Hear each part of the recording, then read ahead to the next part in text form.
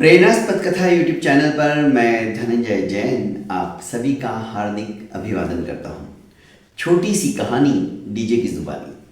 दोस्तों, प्राचीन समय की बात है। एक प्रख्यात गुरुकुल में जब शिष्यों का अध्ययन अध्यापन समाप्त हो गया तो गुरु ने अंतिम दिन सभी अपनी पैकिंग करने में लगे हुए थे, जोरदार आवाज दी और कहा कि सभी के सभी इसी समय मैदान में उपस्थित हो जाए। आनंद फानंद में सारे शिष्य मैदान में आकर खड़े हो गए। गुरुदेव ने कहा, मुझे खुशी है तुमने अपना अध्ययन अध्यापन सुचारू रूप से परिपूर्ण कर लिया। बस आज एक दौड़ बाकी है जो कि बाधा दौड़ के नाम से प्रसिद्ध है, जिसे मैं बाधा दौड़ ही कहूंगा। और जब भी कोई शिष्य यहां से विदा होता है तो उसकी मैं परीक्षा लेता हूं। आज इस बाधा दौड़ में कई बार तुम्हें बाधाओं का सामना करना पड़ेगा, विपत्तियों का सामना करना पड़ेगा। कई बार तुम्हें पानी से भागना पड़ेगा तो कई बार छलांग लगा के कूदना पड़ेगा। ये बाधा दौड़ ही ऐसी है और अंत में एक अंधकारपूर्ण सुरंग से तुम्हें निकलना होगा। क्या सभी तुम तैयार हो? सभी ने समवेत स्वर में कहा, हां गुरुदेव, हम तैयार हैं। दौड़ शुरू हुई। सभी एक साथ दौड़ पड़े अपने लक्ष्य को प्राप्त करने के लिए।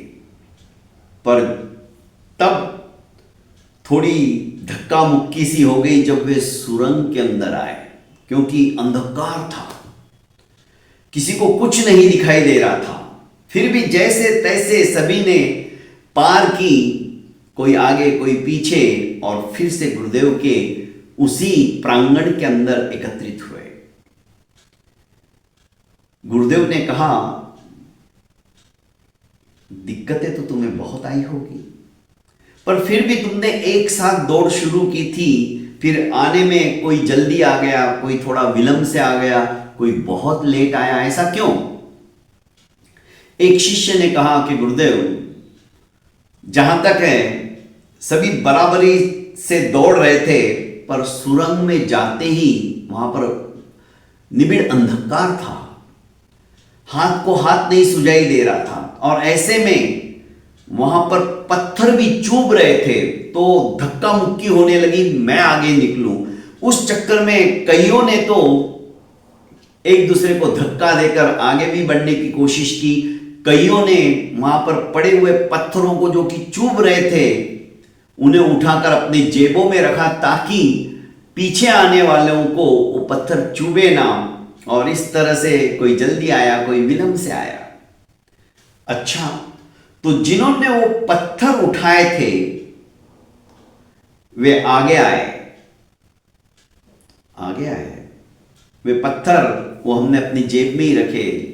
उन कुछ छात्रों ने जेब में से वो पत्थर निकालकर गुरुदेव के सामने रखे तो सभी की आंखें फटी की फटी रह गई। ये तो अनमोल हीरे हैं। गुरुदेव ने कहा, ये जिन्होंने उठाया है ये उन्हीं के लिए है, ये मेरी तरफ से उनको पारितोषिक है। पर इसके पीछे एक सबक है। आप यहां से जाने के पश्चात हरेक अभ्युन्नति ही करने वाला है। कोई राजा बनेगा, कोई मंत्री बनेगा, कोई व्यापारी बनेगा, क्योंकि हर तरह के विद्यार्थी थे। हर एक शूद्र भी था, वैश्य भी था, पंडित भी था, सभी तरह के लोग थे। तो सभी अपने अपने क्षेत्र के अंदर तुम उच्च पद को प्राप्त करने वाले हो।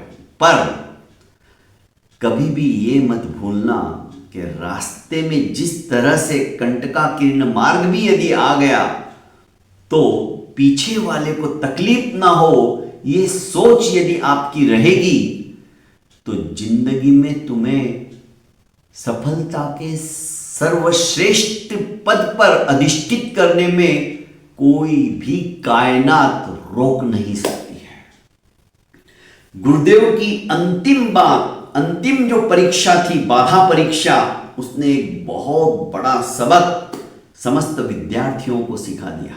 तो दोस्तों, जब भी हम सफलता प्राप्त करते हैं तो कुछ ना कुछ परोपकार की भावना भी हमारी हमेशा बरकरार रहे, हमेशा हम हमारे पीछे आने वाली पीढ़ी को सतपथ दिखाने के लिए कुछ ना कुछ ऐसा कार्य करें जिससे कि उनका रास्ता सहज और सुगम हो जाए।